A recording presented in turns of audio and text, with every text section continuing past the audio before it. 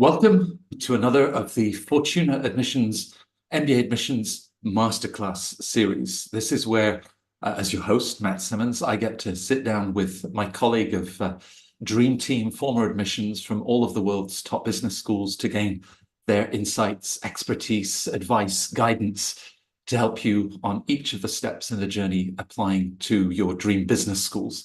And we're starting this series looking at how to nail your MBA essays. Now, this is, of course, one of the aspects of the application that you very much have in your hands, under your control. Undergrad GPA is done and dusted. Perhaps you finished with your standardized test preparation, but this really is whether you get the chance to shape a deeply personal message about who you are, your background, the things that matter to you. So in the first of the series, we'll also in the coming weeks be covering the letters of recommendation and what others have to share about you and how that fits with the essays that we'll be discussing, and your resume. Of course, all of those bullet points of accomplishments. Have you quantified those achievements? What are those fascinating aspects in the extracurriculars that you wanted to share with business schools? But it's all about the essays today. And of course, as one of the co-founders of Fortuna Admissions, I write about business education for many of the world's major media, and I draw much of my advice from our dream team. Today, I'm joined by Bill Kuza. Bill is one of the directors at Fortuna and was a former associate dean. He's also an alumnus of Chicago Booth.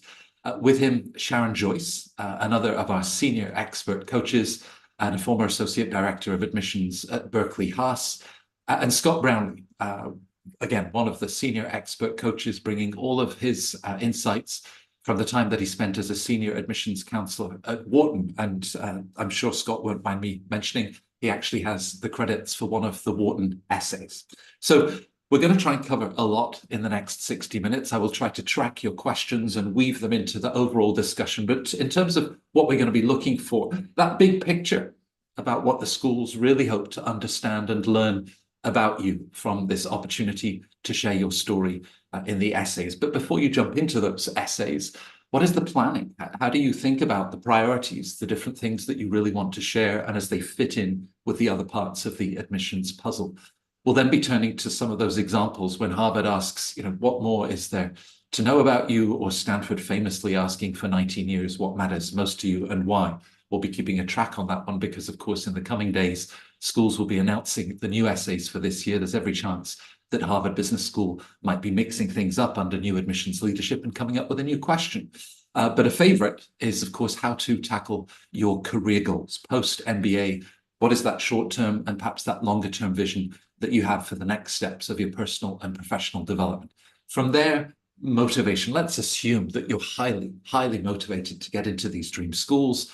But what about alignment with a school culture? What are you actually going to then contribute to the wider business school community? Optional questions? Well, optional, there's an interesting word, and I'll be turning to our experts to find out how you should be using this rare opportunity to share additional details. And of course, some of the pitfalls that we want to make sure that you avoid. So I'm going to turn away from sharing the screen so that we can really focus on what everybody has to say. And I'm going to start with my colleague, Bill. And Bill, if you can start with just that big picture that we described, fundamentally, what are the schools looking for in the essays? Well, thanks, Matt. From my standpoint, the schools are looking for 4 or 5 key things out of the essays. The first one is simply communication skills. How well do you write? And they're not expecting you to be the next coming of Shakespeare or even a J.K. Rowling, but they want to make sure that you can put together coherent sentences in a concise, logical, systematic way. So being able to be comfortable with the written word is an important element of being successful in business school. So they want to make sure that you can do that. A second piece that schools will be looking for is that you have a clear sense of your career direction. They want to know that you have a plan and that plan makes sense, that there's a rationale for going to business school and how that business school education is going to help you achieve your career goals. So being clear and upfront and focused on what your career goals are, very important part of the essays. Third is a clear understanding of their program. Do you have a sense that this program fits you. The curriculum, the educational approach, the philosophy, the types of students, the atmosphere are all conducive to your style of learning and where you want to go in your career. So doing the research to understand the schools and being able to demonstrate that you really understand what the school is all about is an important element of the essays as well. Fourth is evidence of the personal qualities that you will bring to the table. So talking a bit about your leadership abilities, your management skills, the experience you've had dealing and working with other people, your emotional quotient or EQ. What personal qualities do you bring that are going to contribute to the community that you're joining? And then finally, some of the essays will focus on what makes you you. What are the personality quirks that you might bring? What are the interests that you have? What's going to make you an interesting and fun person to be part of that class? And most schools want to make sure that you're going to fit in and be a contributing member of their programs. So all of those things are important elements of the essays. Clearly, not every essay will get at each of those. And in some schools, there may not be opportunities to touch on some of those aspects. But in general, those are kind of the broad pieces of the essay questions that you'll be expected to develop and clarify as you're doing your application. Well, I'm still hoping, Bill, that one day I will run into J.K. Rowling's in a bookstore in Portugal. It hasn't happened yet, but do wonder if Harry Potter would be accepted into business schools, and maybe which one. If any of your viewers have an opinion on where Harry would secure offers. But Sharon, I'd just like to flip the question, because Bill has given us 5 or 6 pointers, these sort of key areas. But if I turn it around and say, okay, so what are the schools not looking for? Oh, geez, not looking for trite responses. And I think though too, a lot of this goes into thinking about like, what do you need to think about before you even start drafting your essays? And there's really 2 flavors of essays, right? Like they're the pieces that are the more kind of mechanical about like, why do you want an MBA? Short-term goals, long-term goals, which I think we'll delve into a little bit. But there's also that whole piece about what makes you tick, what makes you unique. As Bill mentioned, like, why would we want to have you at our program? So I think in terms of thinking about what you need to do before you even start writing is researching your programs and also researching yourself, which always sounds kind of weird. And I know when I work with a lot of engineers and people in finance, they're like, what is this introspection piece that these schools want me to do? It seems very odd. Can't I just be cut and dried about what I want to go to school to do? And so I think sometimes people are we have some clients who are a little taken aback when they read this Haas essay, what makes me feel most alive when doing it and why? And so you just need to spend some time in some deep introspection with those questions that are a little bit more esoteric in terms of thinking about what makes you tick, what are some of your personal hobbies, what are your values, things like that. And I think we all in some way, in terms of before you even start writing, you need to do a lot of brainstorming. I always encourage my client to take some of these more funky questions to your next dinner party, throw that out, get some ideas out there, share them with friends. And sometimes your friends might even point out something about yourself that you hadn't even really had a recognition of.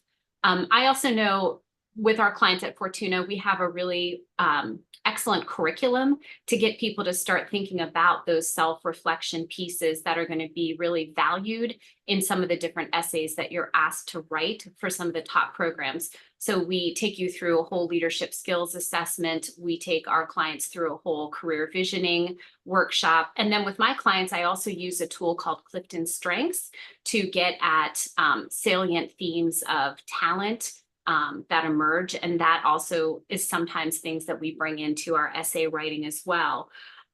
So I think, again, there's those 2 flavors, the kind of understanding your motivation for why the MBA, as well as the more kind of flavorful getting to know you.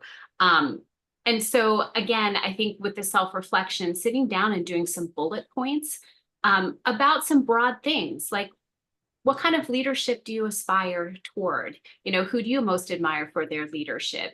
Think about a time where you struggled mightily for something and achieved it. Think about a time you struggled mightily for something and failed. So I think just through this self-reflection piece, writing those more kind of interpersonal essays will come more easily. And then I also think as you're researching schools, I think Matt, you said the word, or Bill said the word, the alignment piece though too, making sure that you are researching programs and before you start drafting essays, know about the different offerings at these schools and how you map toward them in terms of wanting to achieve short-term, long-term goals, academic goals, social emotional goals at the different programs where you are planning to apply. Well, you talk about self-reflection and introspection, whether you're a banker, an engineer, a consultant, and of course at Fortuna, the emphasis that we place on really enjoying this rare opportunity to step back after, you were busy studying through undergrad, you've in those early stages of your career, putting in the hours, and then applying to business school and stepping back. Scott, as we think about that reflection, Harvard and Stanford have these, they seem like very open-ended questions. The current HBS question, what more should we know about you? And as I mentioned, for the GSB, what matters most to you and why? A question that they've asked now for over 19 years. How do you start to frame the thinking that might go into a question like that?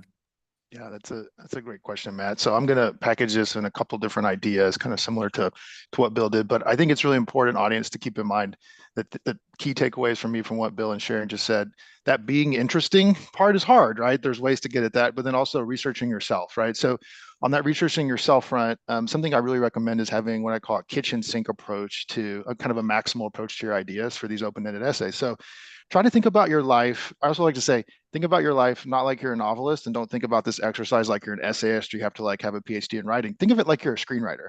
We've all seen movies, right? Everyone's watched a movie, and movies have kind of high points and moments of maximum impact. And you want to think about times in your life when those points of maximum impact happen. They're going to be, a lot of times people think those are almost always negative, but they can be positive as well, right? You think about movies at the end when people get married, that's a positive, kind of really impactful moment, right? So, but I want you to start with the brainstormed list of all those different things. It'll be a kitchen sink and it'll be really maximal. So just to kind of visualize it, right? So like, even when I get ready to talk to y'all for a couple minutes, I'm getting all my ideas out on the page, right? I'm not going to share all of them with you because you wouldn't watch the webinar, but that idea of being maximal is really critical, because then you can take that maximal approach and then you can focus on the vignettes. Vignettes are just short, little quick stories that you're going to want to actually dramatize in your essays. You're not going to have room to pick everything, but if you start with everything, you're going to have your whole kind of palette of colors to work with. I think the other thing that's implicit in both the current Harvard open-ended essay and then the Stanford What Matters Most to You and Why essay is a secondary question. And that question is, so what? So when you're writing this essay, right, when I'm working with my clients, we answer the prompt completely. And at the end, I push them to answer at the end of their essay, the so what? So, okay, so what does this all add up to? And how does there a sense of inevitability that's been created with your experiences that ties to the school you're applying to, right? So we've talked about school fit, that's certainly important. The school, you can think of it like a person that you're going to have a relationship with, right? So where does that match up and where does that alignment live? And I think finally, just creating that sense of inevitability is really important, right? It's not to say that you're going to try to convince the AdCom in this essay of the specific reasons why you should be accepted and other people aren't, but more the sense of you've done X, Y, and Z, and then the next thing that needs to happen for you to get further on your career is A at that school, right? So I think that's really important. And we won't go into a lot of detail about Harvard's open-ended essay because we think it probably will change. But what I'll throw up just for everybody, so you have it as a reference in the YouTube chat, so you have it, is a link to Poets and Quants article about the recent 2+2 deferred MBA admissions questions. And we anticipate that the whatever final version of the Harvard essays that appears out in the ether here pretty soon will have some variants of those questions, particularly questions around leadership. And I think also this question around kind of depositing more than you would withdraw in communities that you've been a part of. So, and I'll pause there. Well, I always saw you more as a Quentin Tarantino cinema goer, Scott. Now I know that there's a place in your life for romantic comedies. But I'd also like to pick up on a comment that Sharon made about career visioning, the very structured pieces. We're clearly missing a trick at Fortuna. We should be organizing more dinner parties. But Bill, sometimes perhaps candidates approach these essays more from the perspective, what does Chicago Booth want to hear? Or what am I expected to say for HBS or another school? How do you shape them away from that sense of what a school might want and bring them back to that deeply personal story that is uniquely theirs? Well, and again, if we got into, common mistakes at the end here, one of those is trying to figure out what is the school looking for. And I always try to work with clients to say, let's come back to the story that you're telling. Think about what you're really trying to do in the entire application, really, which is, here's who I am. Here are the skills and the experiences I've had. Here is where I want to go. Here's where I want my career to take me. And here's how the MBA program is going to get me from where I have been to where I want to go. And as long as we continue to push the clients to think about that story, and to think about the elements of that and where they want to go and how the school fits into that, I think we can keep them away from what's the school want to hear and how do I kind of create that. So one of the things that I really want to focus on with most of my clients is, as you think about the motivation piece of the essay, how do you convince the admissions committee that this really makes sense for you, is first to really understand your career goals. And I think a lot of clients come in thinking, I want to be X consultant, an investment banker, in private equity, in venture capital, whatever it might be. And I ask them first, well, why do you want to do that? And the answer is often, well, I have a friend and it looks really exciting, or I can make a lot of money, or everybody else is doing it. And I say, well, that's nice, and that may be true, and that may be motivating for you, but it's not motivating for the admissions committee to give you a yes answer. So think more deeply about why that career goal is important for you. What impact do you want to have? What problem do you want to solve? And why should the committee care if that's what you want to do? And how can the school then be a part of you becoming a successful alum, a successful person in whatever career you're going to undertake? So getting through multiple levels of the why. Why does this make sense to you? Why is it important for the world? Why does it help your community? A variety of ways that this motivation for getting an MBA can make sense is very important.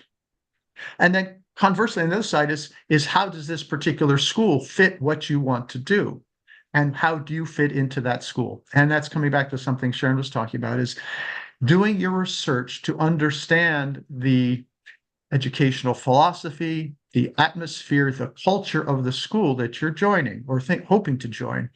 And a lot of that comes from talking to current students, talking to alumni, visiting the school if at all possible. And I recommend that for anybody who's thinking about schools. It's not always possible, but with technology these days, there are more and more options to do visits virtually. To really get a sense of what this school can do for you.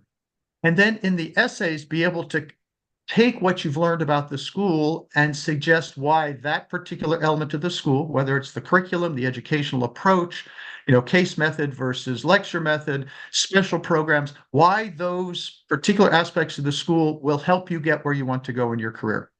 So, in my case, for example, when I was applying to business school, I had never studied abroad as an undergrad for a variety of reasons, and I really wanted to go abroad.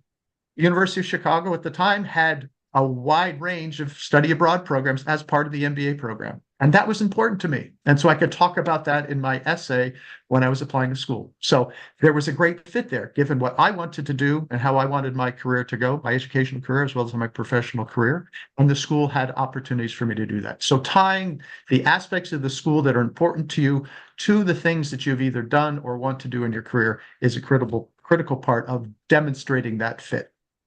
Right. Sharon, in your senior leadership role in admissions at Berkeley House, of course, you read countless thousands of applications, talk about business school, how it fits in those post-MBA career goals. Then you watched the intake year after year, explore, make new friendships, discover new industries, and they could go in so many directions. Perhaps you could then frame career goals both as you're looking at it in the admissions office, but perhaps also how you might be bringing in viewpoints of colleagues in the career management center and saying, here's a candidate sharing these career goals and what they might think. So talk us through, take us behind the curtain, how you would then be looking at the career goals a candidate was sharing. Let me say one thing though, too, before I jump into that. And I think my coaching colleagues would agree is I think sometimes when we're working with clients, and I think we're all saying this in different ways, but we really need you to think about what is something that the school needs to know versus something that would be nice for them to know. I think sometimes a big misstep is that you think that your essay is what gets you admitted. Your essays and your application are what get you invited to interview. And that's where you can sometimes bring in those nice to know things versus the need to know things. So I think sometimes people really struggle trying to figure out what are these kind of key elements that the schools must be able to discern and discover about me as they read my application essays and things like that. In terms of thinking about career goals, and I've also been on the career management side of an MBA program as well. And so I think that there's always this relationship of, are we bringing in a class that is also going to have great career outcomes at the end? And again, that word is alignment. So in terms of thinking about short-term goals, I think that part of the exploration piece for the client is making sure that they've actually thought about career pathways. What are jobs that will be achievable for them if they go to this particular business school program? You need to look at the school's career reports. At Berkeley Haas, we had set up times where admitted students could speak with our career counselors to be sure that before they joined our program, well before they came in, what are the career prospects for any given industry, ever given positions, things like that. And so making sure that there is alignment there. I would say, when I was reading applications, and we would always, invariably ask, depending on how it was phrased, but really getting at short-term and long-term goals. And I would say sometimes I would have some disappointment if it felt like this was a really generic essay that someone could have submitted to any program. Like, I want to know that we had great success with students interning with X organization. Our school has this amazing conference every year that is a great networking opportunity. I know alums, I'm thinking about doing something entrepreneurial. I want to pattern what I'm doing after what Priya, did with her career. And so I just think making sure that you have some specificity in terms of talking about short-term goals and also long-term goals as well. And I think kind of the big difference between articulating those short-term and long-term goals, again, are the short-term, are they things that are manageable, digestible for an admissions committee to believe that you will do and be successful at their program. And then I think with your long-term goals, I think this is where you can get visionary. You can talk more about the bigger impact you want to make, but it also does need to be grounded in reality. Is this something that I can achieve once I've gone through the curriculum, once I've leveraged the co-curriculars, once I've had a chance to tap into the community?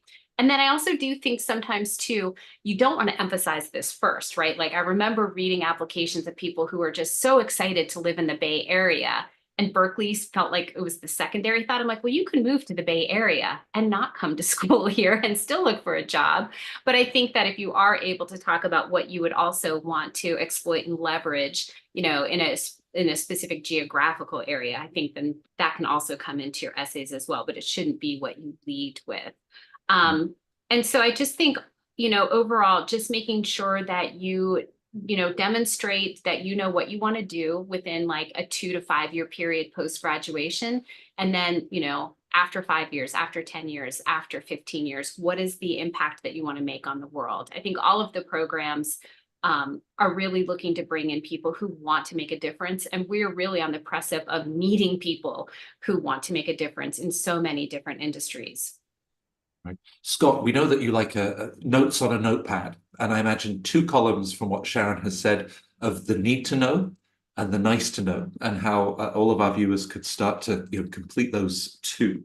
But maybe again, you're drawing on your experience in admissions at Wharton. Sharon made the point of the essays don't get you in, but done right, they'll get you to interview. And so are there sometimes our clients say, well, is it too boring to say that I want to become a consultant? That seems like a very common post-MBA outcome. Or they talk about going from a product manager in tech to private equity, which is a heck of a transition. So talk us through perhaps some of the red flags, but just what will be grounded, coherent, and resonate with the admissions office.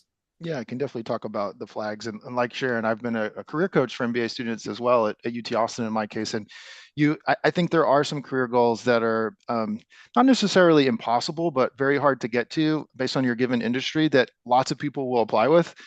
50% of the people that I talk to, prospective clients of Fortuna, want to do venture capital or private equity because there's kind of a cachet with those. But the reality is that if you don't kind of work in those spaces beforehand, you're probably not going to matriculate into those roles short term, maybe long term, but not right away. And I think it's better to be your authentic self and think about the skills you already have professionally and how you're going to uniquely build upon those to make that next kind of inevitable, that shift that feels inevitable. So if you want to break into consulting, think about the experiences you've had that prepared you for that, being client facing, working on projects under tough deadlines, kind of leading from the middle within your organization, and paint a picture of why you would be somebody who could successfully recruit for that field, that industry right away on campus. I think a lot of times we kind of get stars in our eyes and we think about kind of the long term, what we want to do, instead of that short term goal being really feasible.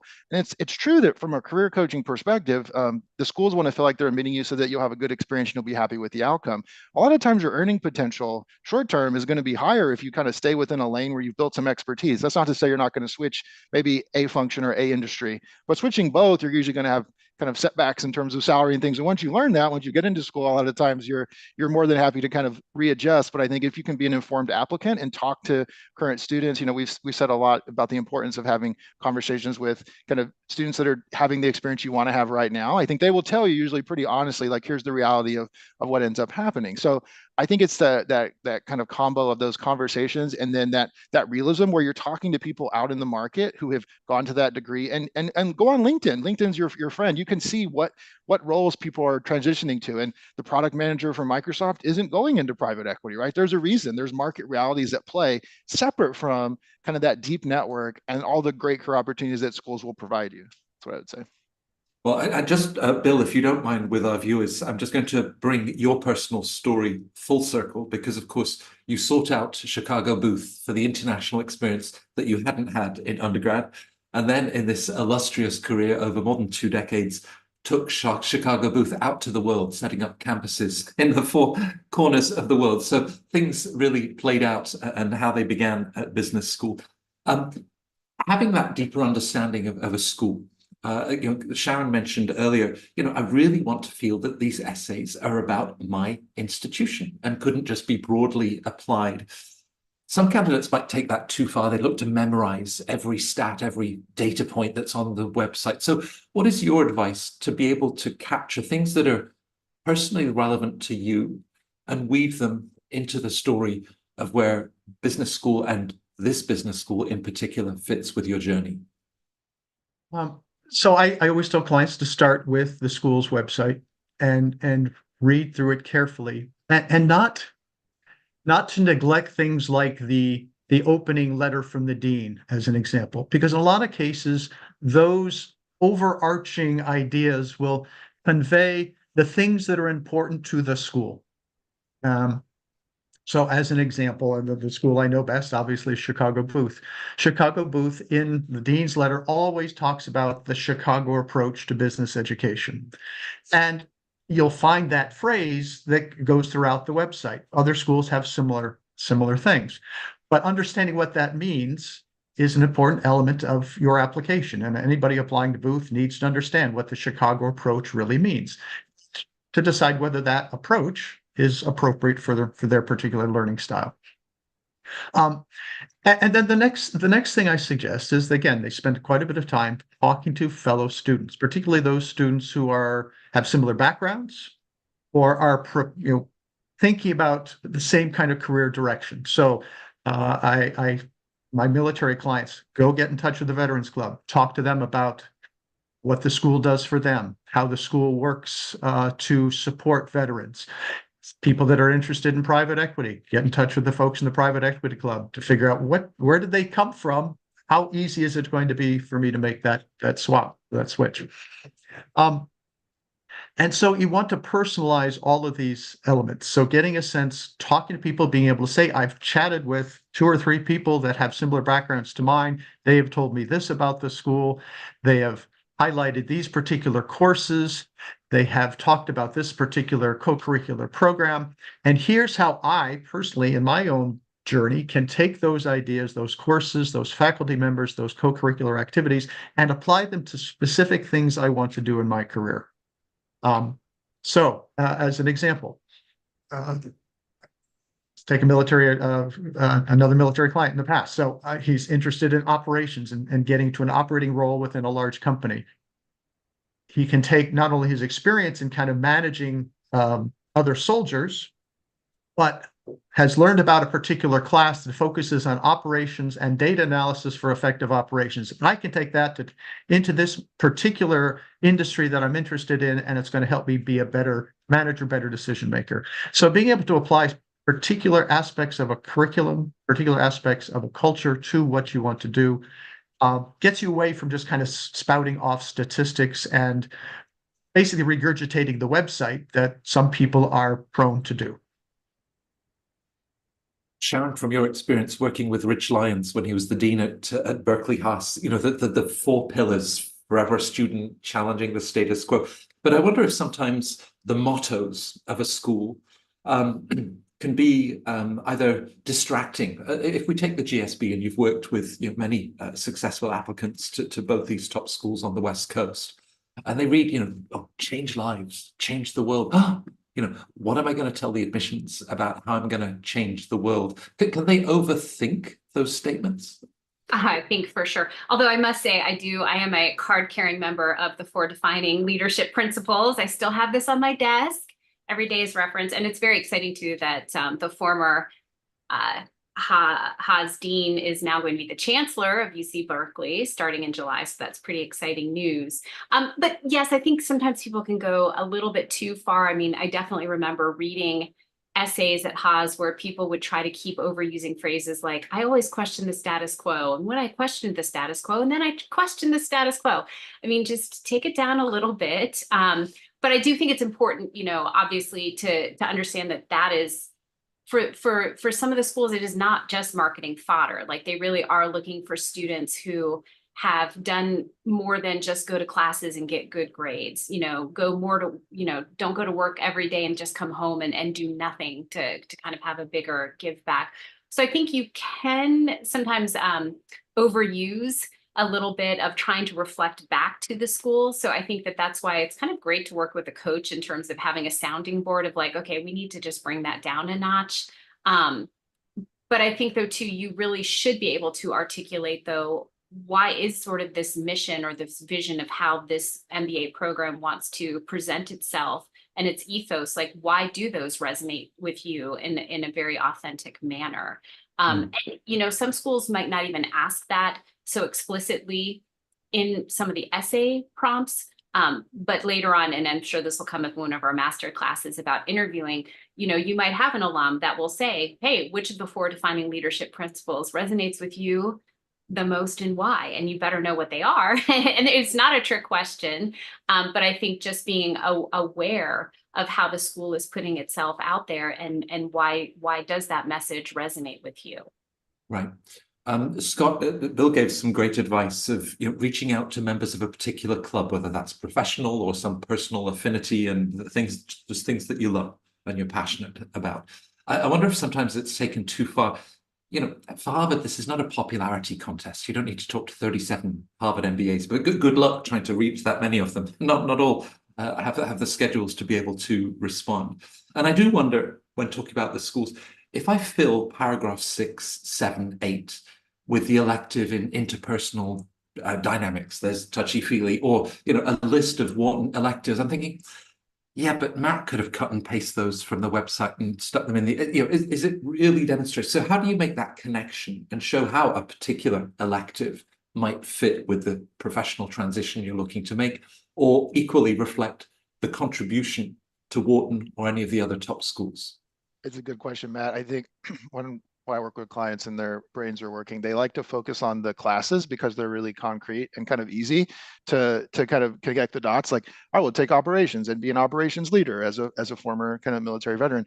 I think that the student clubs can be a little bit harder, but a good way to do that. And I think a lot of times what I tell people is the professional alignment is going to be pretty easy to establish, but the cultural alignment is actually a little bit harder. And that's where you can create separation between yourself and other candidates. So don't just, definitely you're going to need to reference professors and classes. There's an academic component to all these top schools. M7 schools expect you to draw that line. But on the personal side, the development side, like you might have a passion or hobby where there's a student club that's actually kind of grown and developed and flourished because somebody like you has a kind of a non-work interest that brought people together at the school. And I think you'll find that schools really want to build that community, right? The school is a community of communities. They want to feel like you're going to be somebody who's going to not just show up and get a great job, but create something that kind of lasts long term. And as Bill and Sharon were sharing, you know, a question I wrote down was, what have you done for the school? I think that's a really good question to ask the alums you talk to, and to think about it and to try to reflect back to the school in your essays is, what am I going to do for you? And some schools make this very transparent, right? Like Wharton Essay 2 is basically like, how are you going to help Wharton? How are you going to give back? But I think that if you can implicitly bring the answer to that question out from outside of the classroom, you're going to be a really successful applicant, and you're going to stand out a little bit amongst your peers who, I think most people are pretty good at establishing the professional connection, right? Like I take these classes, I'll get that result, but it's those kind of relational social pieces that are harder for admissions committees to feel good about if you don't kind of do some convincing. Right. Well, there you've made a mandatory question for any discussions that our viewers might have with alumni of the school. But sometimes on the application, Sharon, questions are framed as being optional. Now, you're already aware that you might have a 350-word limit over here, a 900-word limit on this particular essay, and suddenly this optional question pops up. Is it optional? So let's though also kind of distinguish between, there's like two flavors of optional questions. There are optional questions that are really space for you to talk about any sort of what an admissions committee might look at as a red flag, or some sort of missteps, you know, talking about any sort of poor grades that you might have had, big gaps in work experience, things like that. And so those are sort of the optional essays that get at kind of any sort of academic aberration, any sort of supplemental coursework. And with those, I think, you know, definitely put yourself in the shoes of an admissions committee member. You know, if there's something that they would have a question about, like, what did you do during that 4-month employment gap on your resume? I clearly see it. So you absolutely want to use that to explain things. When you explain things, particularly if it was grade stumbling blocks or maybe not performing well on one of the GMAT sittings, you don't want to get too in the weeds. You don't want to make excuses. I think you really just want to talk about what happened and how have I shown improvement when applicable. You know, for example, if I have a client who might have not done so well in some of their mathematics courses, you know, they might want to talk about that, but they also want to say, but since graduating, I've taken MBA math. I have taken these courses at work. I have sought out projects that really push me to flex, you know, my quantitative muscles, things like that. And so that's kind of one form of sort of this optional essay. So if you have something that an admissions committee might wonder about and why aren't you explaining it, you definitely should take advantage of using that type of optional essay. There's also schools like Stanford, we keep picking on Stanford today, but they have, you know, a couple different optional ways of sharing more. I know one of the prompts is talking about elaborating on your background and life experiences that you have that might have shaped some choices or actions that you've had. My thought is, and my colleagues can correct me if they feel differently, but I feel like if you're given the opportunity to say more, you should definitely take advantage of it, because by and large, most of the other applicants in the pool absolutely are going to take advantage of these optional essays. The ones that are more of the flavor of tell us more about you and about your life experiences.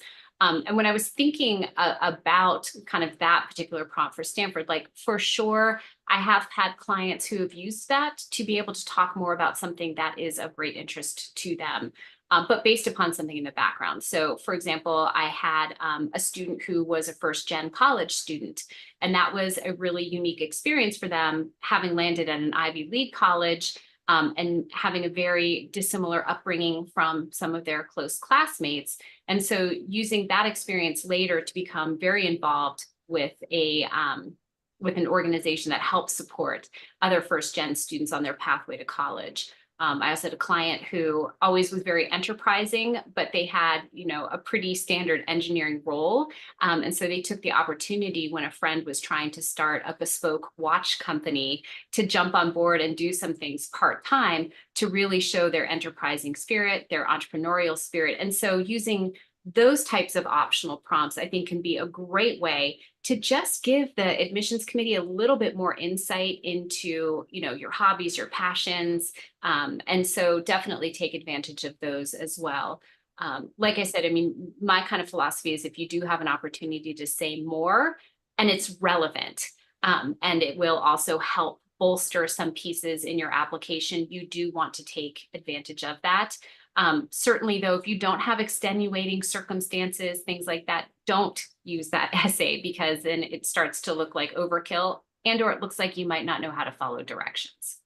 Yeah, I'm going to bring in what you mentioned earlier, Sharon, about introspection and self-reflection, because from the comments from all three of you, I'm just reminded of the relationships that we have with our clients at Fortuna and this journey that we share together, holding up a mirror, exploring first gen, going to an elite university.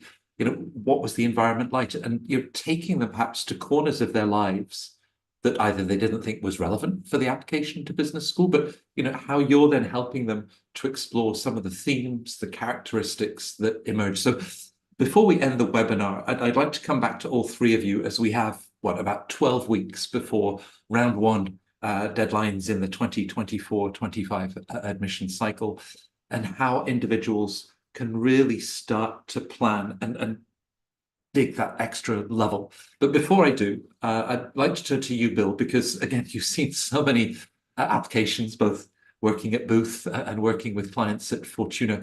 Some of those common mistakes, the pitfalls that they could have avoided. What sort of things do you see that could otherwise have been avoided? Right. I think you've heard a lot of those in our conversation to date, but let me highlight a few that I see regularly.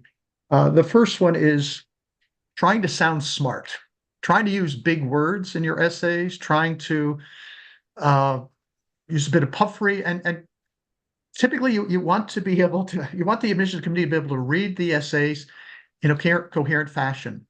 And as soon as you start using big words and are going to the thesaurus regularly to try to find a bigger or better word for something, one, it's awkward, it sounds terrible, and admissions committees say he's just trying to, sound smart. So avoid that. Use common, reasonable language. Again, and that'll differ a little bit depending on everybody's writing style, but don't try to be something you're not. Second thing is parroting the website. We've already talked a bit about that. It's not simply about pulling bits off the website and popping them into your essay. Here are the statistics. Here, I want to come to your school because you have a 37% hit rate on private equity or whatever it might be. So parroting the website, not a good idea. The more difficult one, and one that I work with clients a lot on, is, again, coming back to the why of your career goal and people forgetting the why. So having a rationale for why this career goal is important to you and why it makes sense and how the MBA program is going to help you get there. Too often clients get to the point of, I want to do private equity, and I think it'd be great fun, and the school's going to provide, some good foundations for that. But then I continually ask, well, why do you want to do private equity?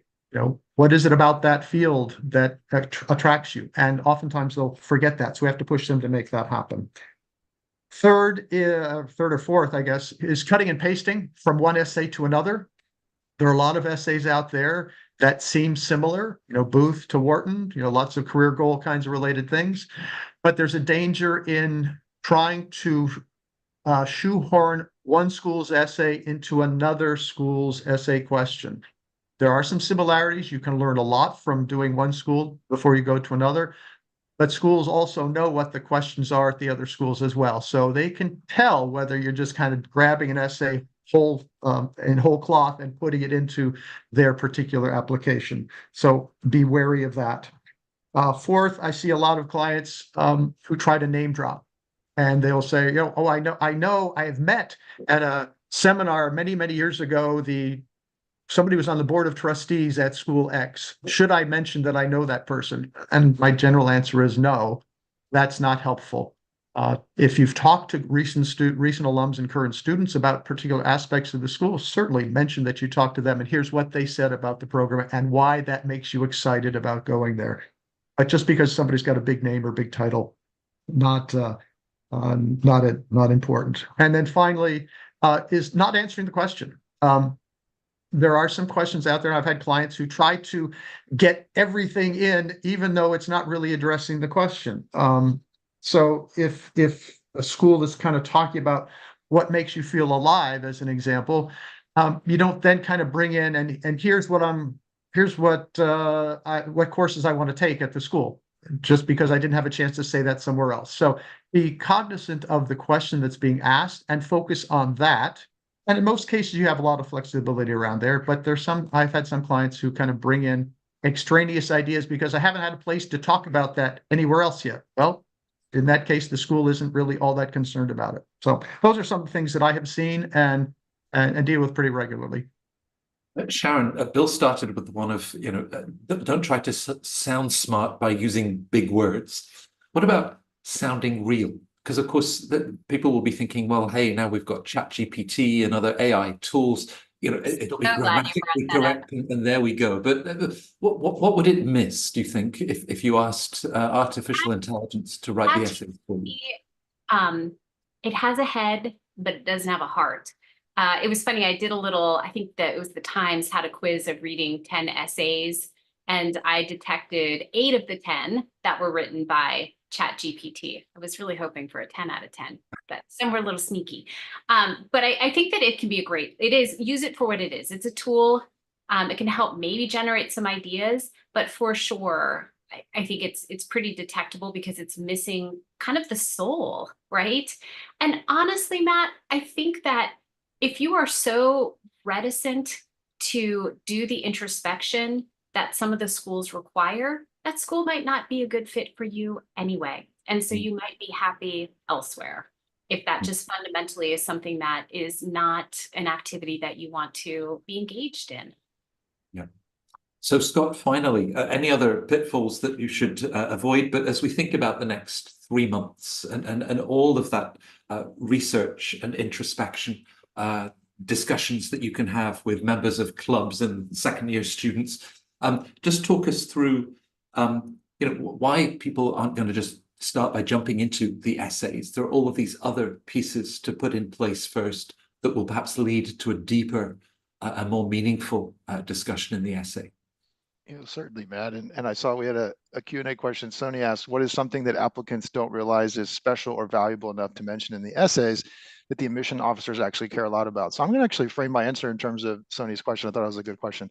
I think that my big piece of advice as you start this journey is to be really reflective and maximal and to focus on and think a lot about failure. Because I think when we apply to business school, we only think about our success and we worry, like, does my success measure up against other people's? I think you'll find actually candidate to candidate that most people have some nice success, right? But it's actually the failures that define us and shape us and make us who we are and also make us memorable.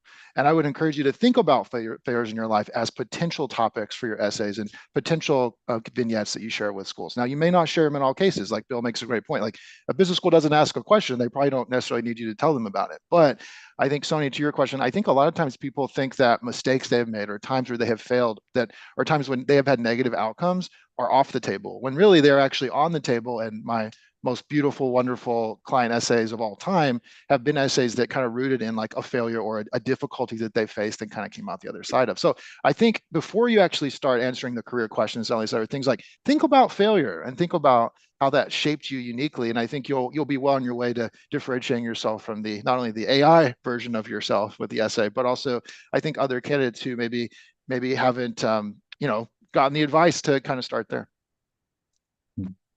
Another great question and a very interesting word choice from AJ Sharon, picks up on the idea of sharing maybe the things didn't work out the way they did, but it was a great learning experience.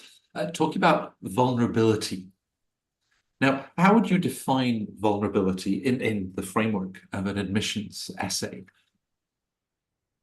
Oh gosh, I think getting back to what Scott said, like not being afraid to talk about a time where you mightily worked towards something, but it didn't come together. But what did you learn from that experience? I had to piggyback a little bit on what Bill was talking about working with a military client. You think of very stoic, keep a stiff upper lip, things like that. And he was thrust into a situation where members of his company had died. And so how could he show emotional and empathetic leadership in that moment, knowing that the mission mattered, but the people mattered more. So I think thinking about situations where you can show empathetic leadership, where you can show that you have leadership skills that are kind of the hard skills, right? You know, I have these analytical abilities, I have these quantitative abilities, but I also bring compassion to the workplace. I also want to be aware of the diversity within workplaces. Like, how have I shown that I'm welcoming of a variety of perspectives, of ideas? So I think those are ways that you can show kind of your softer skills. And I don't really even like the word softer skills. I mean, I just think they are skills, right? So I think that schools, by and large, I think are also putting a big premium, a big emphasis on people who are aware of their empathetic leadership skills as well. Yeah, yeah. Well, from product managers at Microsoft to individuals that have lost members of their battalion, all three of you have also, worked with clients across such a diverse spectrum of experience. It's the reminder of why essays are so deeply personal. And I know that the sort of questions and discussions that you engage with, it requires a lot of trust, a lot of openness. Which is one of the reasons at Fortuna that we start with a conversation so that we can get to meet you, you can get to meet us, and really get that sense of the chemistry. So today, this session has all been focusing on essays. And as I start to think back over the last 55 minutes, myriad examples and actionable steps for all of you to then think about and how you can use that in the coming 3 months for your applications. This, as we said, was the first of 3 masterclasses that we're running through the month of June. Next up, next week, same time, we'll be thinking about those other individuals that themselves can go beyond bullet points on the resume and share insights and perspectives about you, the recommenders. Who might you choose? What is it that they can share? And again, it picks up on today's discussion, all these pieces of the puzzle, and how what they share about perhaps your outstanding contributions and impact can then weave and sit in a very coherent way with what you share in your essays. And then the following week, we'll be looking at those bullet points on a resume, but all the way down. No one is limited to a job title. There's so much more that you can reveal and share with the admissions office. And of course, the application forms themselves. We could have perhaps folded today's session about essays to certain aspects of the application forms. There are a lot of open essay questions in there. But again, I'll be drawing on the expertise and insider insights of the team.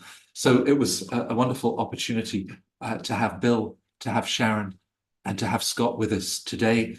They are part of this dream team that I keep describing, that all worked inside the world's top business schools, and therefore, bring this level of insight to their work with clients that are successfully applying to their dream schools.